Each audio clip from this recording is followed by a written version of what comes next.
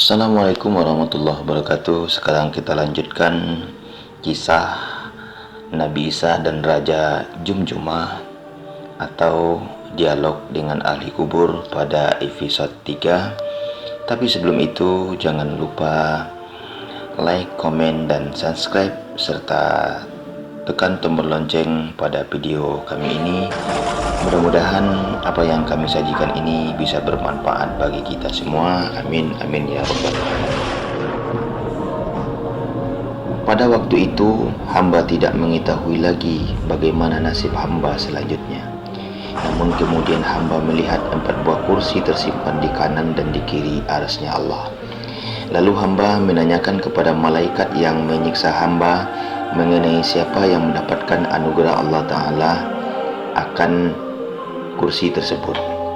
Lalu malaikat menjawab, adapun satu kursi itu adalah dianugerahkan kepada Nabi Muhammad SAW. Satu kursi berikutnya adalah untuk Nabi Ibrahim Khalilullah, satu kursi lagi untuk Nabi Isa Ruhullah, dan satu kursi sisanya lagi adalah bagi Nabi Musa Kalamullah. Pada saat itu hamba melihat seorang bapak tua di atas satu kursi dan dari hidungnya senantiasa keluar api. Beberapa malaikat diperintahkan oleh Allah Ta'ala untuk memasukkan orang tua itu ke dalam neraka serta dirantai dan dibelenggu dengan tali. Setelah selesai menjalani segala macam siksaan, hamba lihat ia dibawa ke atas mimbar. Tiba-tiba terdengar suara, bawalah ia ke dalam neraka dan rantailah serta belenggulah ia dan kekanglah pada lehernya. Sesungguhnya orang ini durhaka dan celaka dan tidak mau menuruti perintah Allah Ta'ala dan Rasulnya. Dalam menjalani siksaan, rambut hamba habis terlepas dari kulit, tulang hamba pun hancur dan patah-patah. Bibir hamba seperti bukit Haliyah besarnya, tubuh hamba besarnya seluas seperti jauhnya orang yang mengendarai kuda sembrani. Mungkin kawan-kawan bertanya, apa itu kuda sembrani? Kuda sembrani adalah diambil dari cerita legenda Nusantara yang menggambarkan seekor kuda yang bersayap, yang dapat terbang dan sangat berani. Selama 3 hari 3 malam, seperti jarak itulah besarnya. Jika orang lain lari dengan kuda sembrani yang sangat tangkas selama 3 hari 3 malam, maka tebal bibir atas bawahnya sama seperti itu. Hidung hamba pun seperti bukit besarnya, sementara mata dan telinga menjadi tuli. Hamba juga dikenakan pakaian yang terbuat dari kulit api neraka. Dalam baju itu terdapat macam-macam binatang seperti ular, kalajengking, dan lipan yang tercipta dari api neraka. Jika saja binatang-binatang itu diturunkan ke bumi, maka seluruh isi bumi dapat ditutupi lantaran besarnya tubuh binatang tersebut. Dan dengan marahnya, binatang-binatang itu menggigit tubuh hamba. Selanjutnya kaki hamba disimpan di atas, sedangkan kepala disimpan di bawah, seperti orang yang digantung sungsang.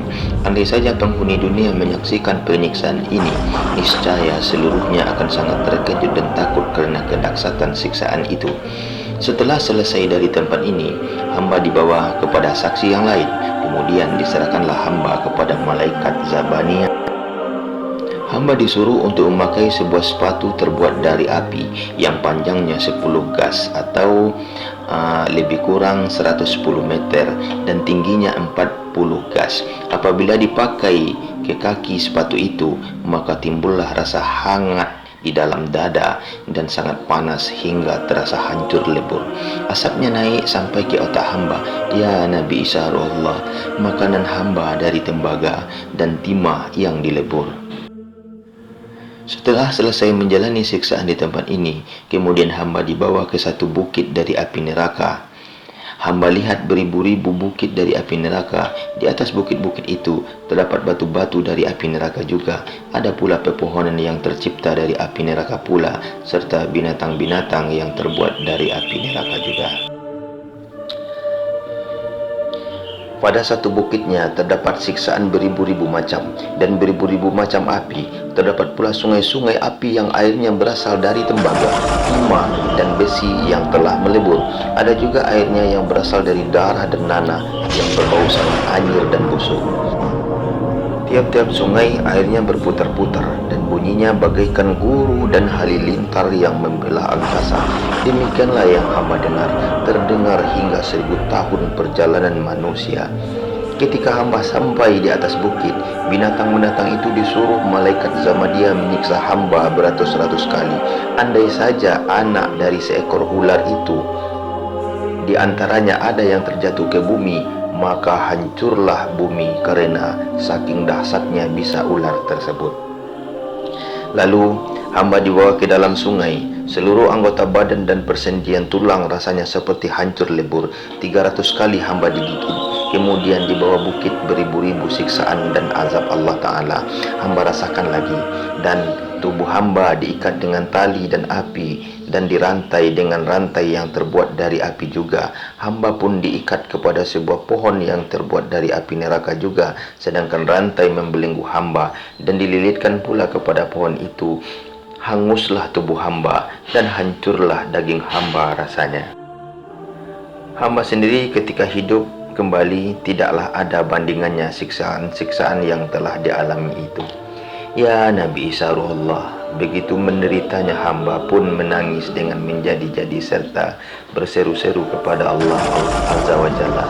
Ya Ilahi, Ya Rabbi, Ya Sayyidi, Ya Tuhanku, telah hanguslah segala tubuh hambamu, dan hancur leburlah daging hamba, serta rontok dari kulitnya hamba yang hamba rasakan, ya Tuhanku. Perut hamba pun jadi melorot ke bawah hingga hamba dapat duduk di atasnya. Demikianlah seruan hamba kepada kehadiran Allah Ta'ala, ya Nabi Isa Ruhullah. Demikianlah seruan hamba kehadiran Allah Ta'ala, ya Nabi Isa Ruhullah. Hamba kemudian lihat banyak orang yang mendapat siksa, dan datanglah ular, kalajengking, dan lipan dari api menggigit mereka sama seperti yang menggigit tubuh hamba. Mereka pun meraung-raung karena terlalu sangat sakitnya dan menangis begitu memilukan. Hamba katakan, hai malaikat Zabania, apakah dosanya dari orang-orang itu hingga disiksa dengan yang demikian itu? Malaikat Zabania menjawab, hai orang durhaka yang celaka, ketahuilah olehmu bahwasanya orang itu tidak mau mandi junub serta tidak suci dirinya ketika ia pergi ke masjid. Demikianlah dosanya orang tersebut.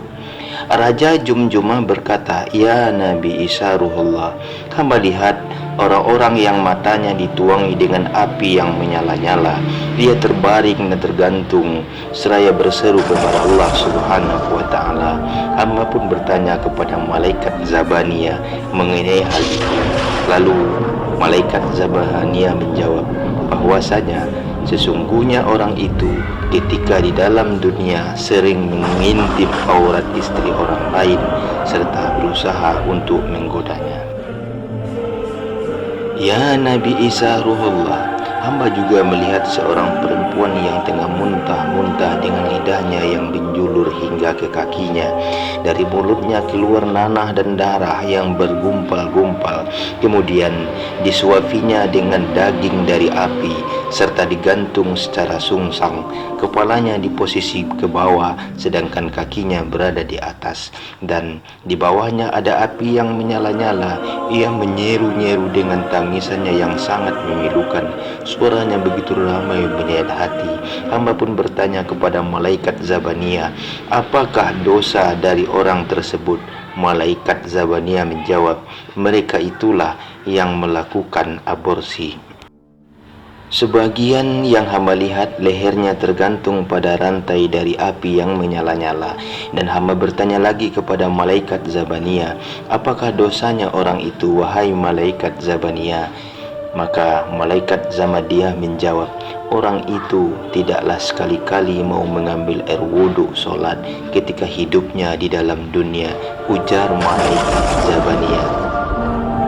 Tubuh hamba pun bergetar karena kedahsyatan dan ketakutan hamba menyaksikan azab Allah Subhanahu wa taala tersebut. Ya Nabi Isa Ruhullah. Lalu hamba pun bertanya kepada malaikat Zabaniyah, siapakah yang mandi dan siapa pula yang meminum air sungai tersebut? Dijawab oleh malaikat Zabaniyah, hai orang yang durhaka lagi celaka, adapun yang mandi dan minum air sungai itu adalah orang-orang yang disiksa di dalam neraka. Ya Nabi Isa Ruhullah, hamba lihat di dalam neraka itu beribu-ribu selokan dari api neraka, dan dari selokan tersebut terdapat beribu-ribu rumah. Dari satu rumah terdapat beribu-ribu pintunya, dan dari satu pintunya terdapat beribu-ribu bilik dan beribu-ribu bangku, dan dari satu bangku terdapat beribu-ribu ambalan, dan dari satu ambalan terdapat beribu-ribu hamparan dan bantal, dan beribu-ribu azab Allah Ta'ala, dan seluruh siksaan tersebut berasal dari api neraka.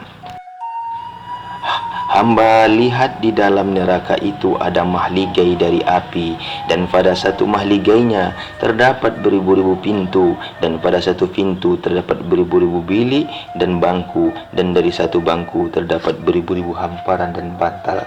Bahwasanya pada setiap-tiap barang tersebut kainnya berasal dari api neraka. Ya Nabi Isa Ruhullah, hamba lihat di dalam neraka itu ada bermacam-macam binatang. Ada yang seperti gajah, kuda, singa, keledai, kelajengking, lipan, burung, babi, anjing, dan kucing. Seluruhnya berasal dari api yang bermacam-macam. Sesungguhnya seluruh binatang tersebut kerjanya adalah untuk menyiksa penghuni neraka.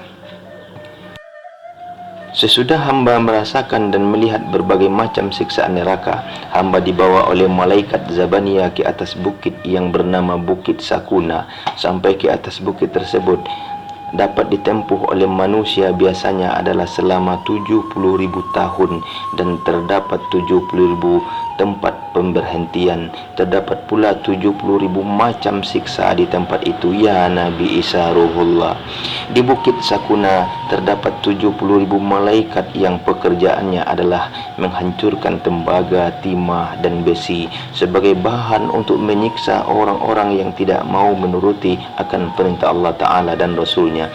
Juga menyiksai hamba di bukit itu, hamba rasakan tidak ada sesuatu pun yang menyamai azab tersebut. Ya Nabi Isa Ruhullah, seluruh siksaan yang ada di alam dunia tidak ada satu pun yang sama dengan siksaan yang ada di akhirat. Di bukit itu hamba lihat dan hamba dengar penuh dengan ular dan kalajengking dan binatang-binatang buas isinya. Raja Jumjumah berucap, ya Nabi Isa Ruhullah, bermacam-macam siksaan yang hamba lihat yang tidak mungkin habis hamba ceritakan kepada tuanku mengenai siksaan itu. Setelah selesai hamba menjalani siksaan-siksaan, maka datanglah seorang malaikat untuk menyampaikan amanat dari Allah Subhanahu wa taala kepada malaikat Zabaniyah bahwa Allah Ta'ala telah mengampuni dosa hamba. Allah Ta'ala telah menganugerahi kasih-Nya. Penyiksaan kepadaku dilakukan karena perintah Allah semata, dan kini aku telah diampuni oleh Allah Ta'ala terhadap seluruh dosa-dosaku. Nabi Isa berbicara, hai Raja Jumjumah, berbahagialah Tuan telah begitu besar dianugerahi oleh Allah Subhanahu wa ta'ala, telah melepaskan azab. Sesungguhnya segala perbuatan jika tidak benar niatnya, maka solat dan ibadahnya pun tidak akan memberikan manfaat apapun. Hai Raja Jumjumah, ceritakanlah oleh Tuan seluruh siksaan yang telah dialami kepada orang-orang agar mereka menjadi takut dan bertaubat setelah mendengarkannya. Raja Jumjumah berkata lagi, ya Nabi Isa Ruhullah, tidaklah hamba dapat merasakan penderitaan lagi, dan tidaklah pula dapat menceritakan lagi mengenai siksaan-siksaan dan azab Allah Ta'ala, karena Tuan adalah Ruhullah. Hamba mohonkan kepada Allah Subhanahu wa Ta'ala agar dapat hidup kembali dan masuk ke dalam perut ibu hamba, supaya dapat berbakti kepada hadirat Tuhan Rabbul Arsil Azim. Maka semoga dapat terlepas dari siksaan yang telah hamba rasakan, dan hamba telah melihatnya juga. Akan tetapi terhadap kerajaan hamba, kekayaan hamba, kekuasaan hamba, janganlah Tuhan mohonkan hamba untuk kembali lagi berkuasa seperti dulu. Setelah Nabi Isa Ruhullah mendengar permohonan tersebut, ia segera mengambil segenggam tanah, kemudian dibasuhkanlah kepada kepala tengkorak dan ditiupnya dengan kain putih. Selanjutnya Nabi Isa melaksanakan solat 2 rakaat, lalu berdoa dan bermunajat kepada Allah Azza wa Jalla agar keinginan Raja Jumjumah dapat terkabul. Kemudian Allah Subhanahu wa Ta'ala pun mengabulkan permohonan nabinya tersebut. Demikianlah kisah yang dapat kita petik dari peristiwa hikayat tengkorak kering ini. Cerita ini sudah jarang kita dengarkan, untuk itu alangkah baiknya kita dengarkan cerita ini supaya bisa mendekatkan diri kepada Allah Subhanahu wa Ta'ala. Amin amin ya rabbal alamin.